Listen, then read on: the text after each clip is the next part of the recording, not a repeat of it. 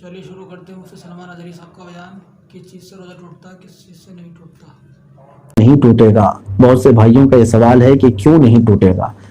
मेरे अजीज़ों, इसके लिए कानून शरीयत ने बनाया है कि रोज़ा किन चीज़ों से टूटता है।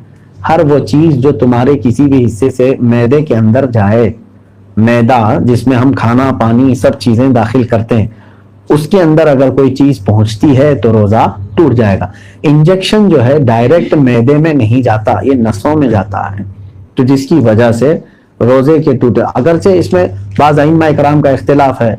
हज़रत गुलाम रसूल सईदी साहब अलैहिर्रहमा, उनका कौल तो ये था, अभी माजी करीब के एक बड़े बुजुर्ग हैं, शारह सही मुस्लिम हैं, शारह बुखारी हैं, तो उनका ये कौल था कि वो फरमाते कि इंजेक्शन से रोज़ा टूटता है। लेकिन हमारे अक्सर उलमाए किराम मुफ्तियान इज़ाम का यही मुत्तफ़क़ा कौल है कि इंजेक्शन लगवाने से रोज़ा नहीं टूटता।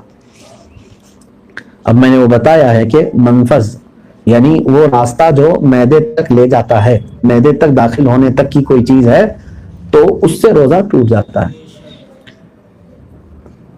कोई दोस्त या अहबाब जो गरीब है उसे बिना जाहिर किए सिर्फ दिल में नियत करके ज़कात दे सकते हैं, बिल्कुल दे सकते हैं। सामने वाले के आप कैफियत को जानते हैं कि ये गरीब है, मुस्तहिक है, लेकिन गैरत की वजह से, हया की वजह से हाथ नहीं फैलाता, मांगता नहीं है, तो आप उसे ईदी कह करके भी दे सकते हैं, नजराना कह करके भी ज़कात का माल दे सकते हैं, कोई हरज नहीं है। क्योंकि उसको नियत करना जरूरी नहीं, ज़कात देने वाले के लिए नियत जरूरी है कि तुम जब दे रहे हो तब ज़कात की नियत होनी चाहिए। मेरे पड़ोसी को साइनस का मसला है, तो क्या वो रोज़ा रख सकते हैं? साइनस जहां तक मैं जानता हूं ये नाक की बीमारी को कह रहे हैं, यानी यही होगा मेरे ख्याल से, इसी को कह रहे होंगे, सांस लेने में तकलीफ हो रही हो, तो ऐसी कोई तो ये रोज़े के माने चीज़ नहीं है, उन्हें रोज़ा रखना चाहिए। रोज़ा छोड़ने के जो उज़्र हैं वो ऐसी बीमारी कि अगर वो रोज़ा रख ले तो बीमारी में इजाफा हो जाएगा, शिद्दत बढ़ जाएगी और जान खतरे में पड़ जाएगी, ऐसी बीमारी है तो उसे रोज़ा छोड़ने की इजाज़त है। बाकी अगर ये सर्दी बुखार वगैरह में अगर रोज़ा रख सकता है तो उसको रख लेना बेहतर है। मेरे पड़ोस, अगर हमें ये पता नहीं है कि हमारी कितनी नमाजें कज़ा हो चुकी हैं तो उसको कैसे अदा करना होगा? मसलन मेरी उम्र 24 साल है, आपको पता होना चाहिए कि आप कितने छोड़े हैं और कितने पढ़े हैं, क्योंकि जाहिर सी बात है अकल वाले हैं आप।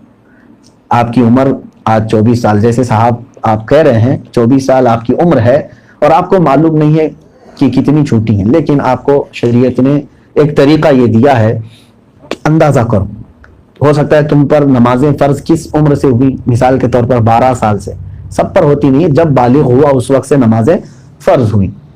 अब ये 24 साल वाले जो हैं, मैं एक फॉर एग्जाम्पल बता रहा हूँ, हो सकता है इन 14 साल में बालिग हुए, नमाज फ़र्ज हुई 14 साल की उम्र से, 14 साल से लेकर 24 साल इनकी उम्र है आज, तो कितने साल हुए? 10 साल। इतना तो आपको खुद मालूम होगा कि इन 10 सालों में मैंने कितने सालों की, सब मिलाऊंगा अगर, तो कितने साल की नमाज बनेगी।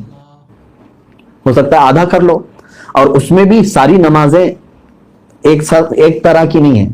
कुछ लोगों की अक्सर नमाजें अगर छूटी होंगी तो फजर छूटी होगी, इशा छूटी होगी, और अक्सर पढ़ी होंगी तो मगरिब या असर या जोहर ये पढ़ी हुई होंगी। तो आपको एक अंदाजा करना होगा, गालिब गुमान 10 साल मेरे ऊपर नमाज फर्ज होकर के इतना अरसा हो गया है, मैंने मगरिब की नमाज इसमें से 8 साल तो पक्का पढ़ा ही हूं। शायद हो सकता है सब मिलाकर के जो छूटी होंगी मेरी वो 2 साल की होंगी। असर की नमाज और जोहर की नमाज मेरे ख्याल से मैंने 6 साल तो पढ़ाई हूं, यानी पूरी मिलाऊंगा पूरी नमाजें तो 6 साल की बन सकती हैं।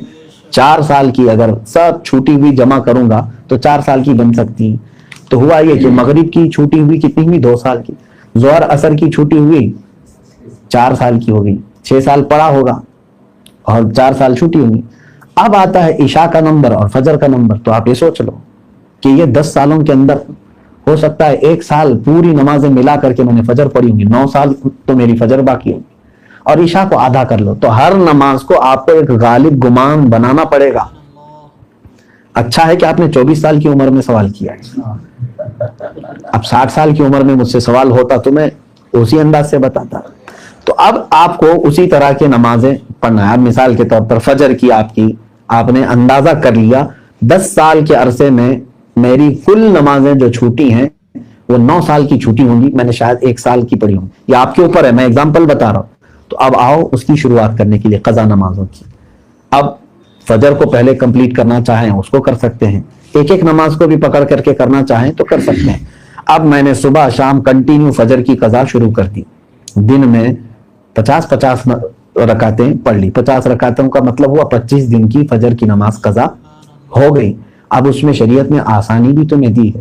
قضا نمازیں صرف اور صرف فرض نمازوں کی قضا ہوگی، کسی بھی سنت اور نفل کی قضا نہیں. فجر کی 2 رکعت قضا، ظہر کی 4 رکعت قضا، عصر کی 4 رکعت قضا، مغرب کی 3 قضا، عشاء کی 4 فرض اور 3 وتر کی قضا. کل ملا کر کے کتنی ہوتی؟ 20 رکعت.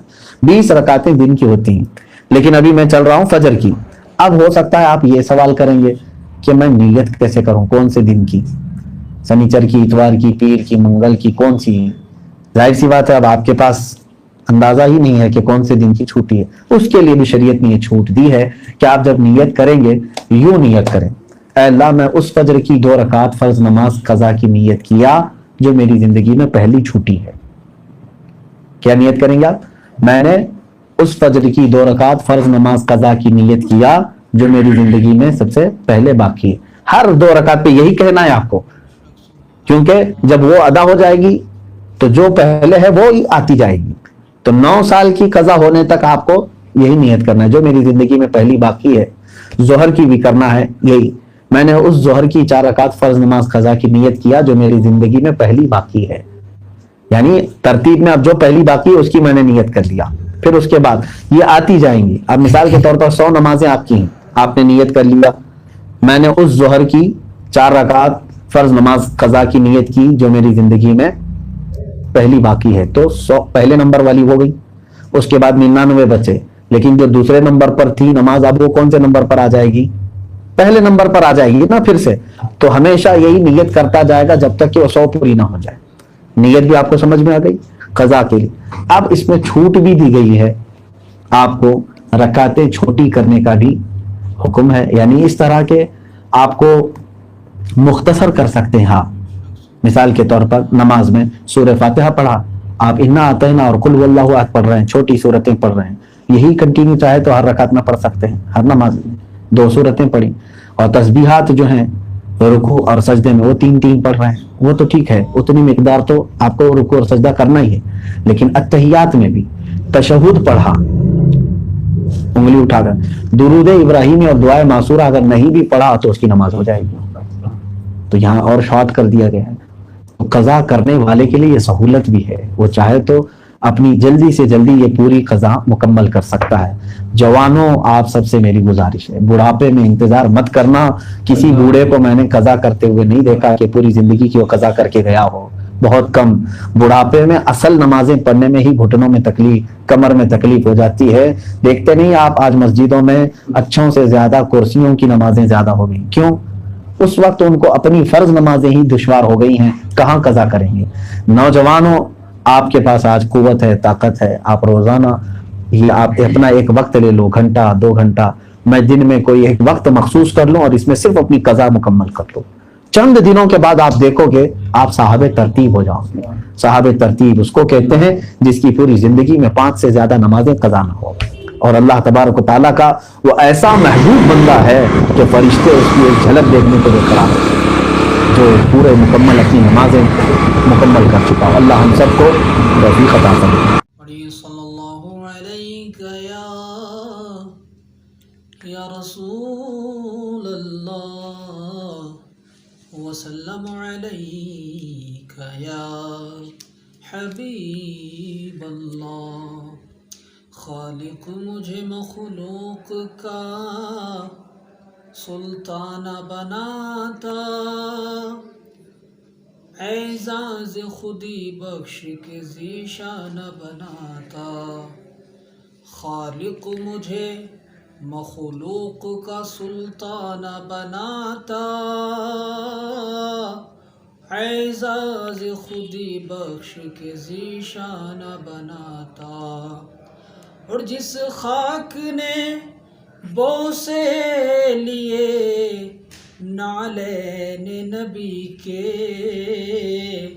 جس خاک نے بوسے لیے نعلین نبی کے، مجھے وہ خاک بناتا انسان بناتا۔